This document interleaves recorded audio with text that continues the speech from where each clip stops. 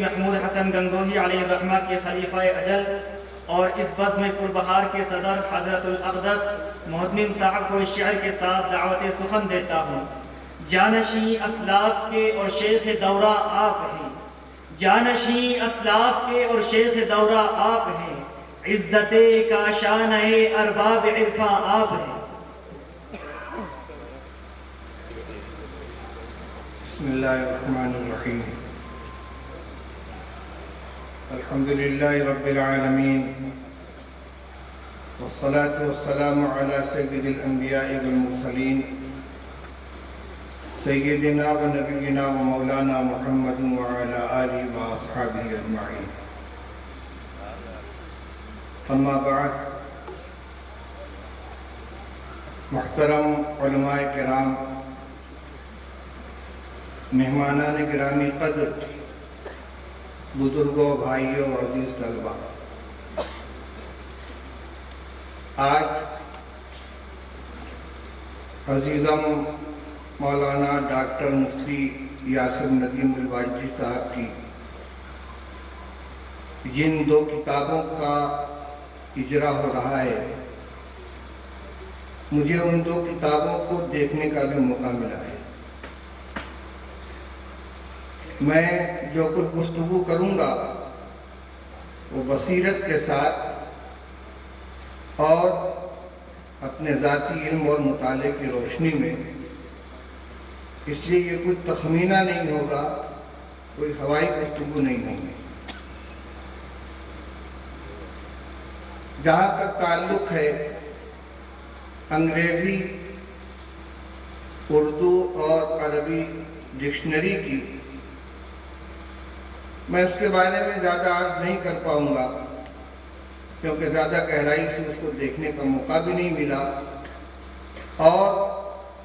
پھر لغت سازی اور ڈکشنری کی ترتیب کا عمل ایک دراز سلسلے والا عمل ہے۔ ہر دور میں نئی نئی ڈکشنریاں وجود میں آتی ہیں، نئے نئے الفاظ آتے ہیں، نئی نئی تعبیریں آتی ہیں،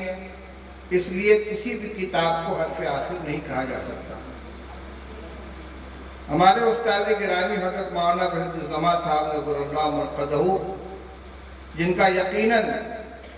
دارالعلوم دیوبند میں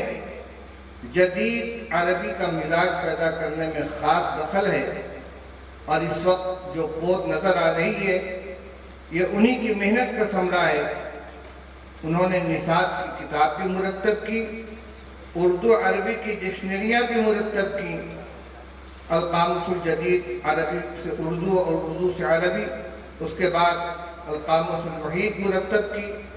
لیکن یہ نہیں کہا جا سکتا کہ ان کی ڈکشنری بہرحال آخری ڈکشنری ہے۔ اب بھی ماضی قریب میں کئی اہم کتابیں وجود میں آئی ہیں، جن میں ایک کتاب ہمارے عزیز مولانا یاسر ندیم صاحب کی ہے۔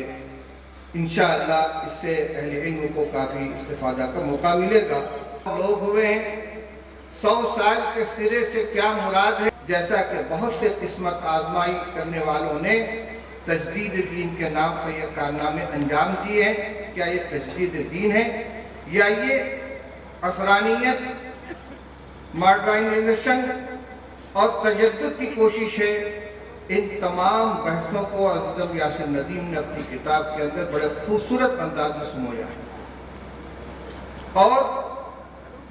مجھے کتاب کا مطالعہ کرنے سے پہلے یہ اندیشہ تھا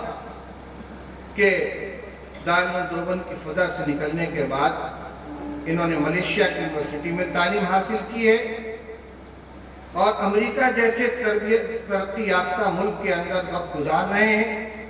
اور انہوں نے انگریزی کتابوں کا بھی مطالعہ کیا ہے، نئے مصنفین کی کتابوں سے بھی متعارف ہیں۔ تو کہیں ایسا تو نہیں ہے کہ اسلاف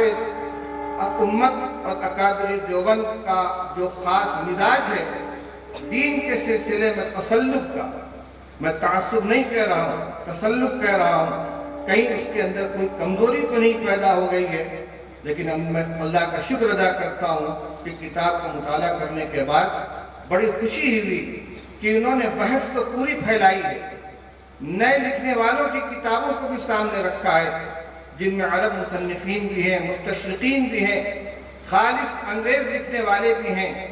اور قدیم و جدید تمام کتابوں سے استفادہ کیا ہے، لیکن اکابر دیوبند کا جو منہج، ان کا جو مزاج ہے، اس سے انہوں نے بالکل انحراف نہیں کیا ہے، اور تجدد اور تجدید دونوں کو الگ الگ نمایاں کیا ہے، اور تجدد پسندی کی جو کوششیں تجدید کے نام پر کی گئی ہیں، ان سب کا اچھی طرح پوسٹ مارٹم کیا ہے۔ اکابر دیوبند کے اندر جو شخصیات اپنے اپنے میدان میں تجدیدی کارناموں میں نمایاں رہی ہیں، ان میں سے چند کا تذکرہ بڑے اختصار کے ساتھ آیا ہے۔ حضرت نانوتوی رحمۃ اللہ علیہ کا ذکر خیر ہے، حضرت تھانوی رحمۃ اللہ علیہ کا ذکر خیر ہے، لیکن حضرت علامہ ابراہیم صاحب بلیاوی رحمۃ اللہ علیہ سے میں نے براہ راست سنا ہے، اور حضرت شاہ صاحب کی طرف بھی ایک بات منسوب کی جاتی ہے کہ اللہ تعالیٰ نے اس آخری دور کے اندر جماعت دیوبند سے من حیث جماعت تجدید کا کام لیا ہے، اور اس میں ہمارے جتنے اکابر ہیں، حضرت مولانا اشرف علی صاحب تھانوی، حضرت مولانا محمد قاسم صاحب نانوتوی، حضرت مولانا رشید احمد صاحب گنگوہی، حضرت مولانا خلیل احمد صاحب سہارنپوری، ان تمام حضرات نے کسی نہ کسی اعتبار سے دین کے اندر در آنے والے غلط خیالات، غلط نظریات، غلط رسم و رواج، چاہے ان کا تعلق تصوف سے ہو، چاہے رسم و رواج سے ہو، چاہے عقائد سے ہو، ان سب کی اصلاح کی ہے، اور امید رکھتا ہوں کہ انشاءاللہ یہ نقش اول ہے۔ اس موضوع کے اوپر اور زیادہ مطالعہ کر کے انشاءاللہ جب اس کا دوسرا ایڈیشن آئے گا، اس کو اور مکمل کرنے کی کوشش کریں گے، اور اس وقت جو نقش سامنے آیا ہے اس سے یہ باور کرنا چاہیے کہ انشاءاللہ اگلی کوشش اس سے زیادہ مفید اور کارآمد ہوگی۔ اللہ تعالیٰ ان کی خدمت کو قبول فرمائے، اور ہمارے ان طلبہ کو بھی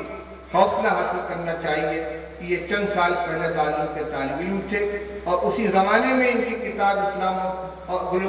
گلوبلائزیشن اور اسلام جب پہلی مرتبہ تباہ ہو کر آئی، اور میں نے اس کو دیکھا، انہوں نے خود مجھے پیش کیا تھا، تو اس وقت کی توقع ہو چلی تھی کہ انشاءاللہ فراغت کے بعد یہ کچھ کارنامہ انجام دیں گے، اور ان کا عطا فرمائے۔ وآخر دعوانا الحمدللہ رب العالمین۔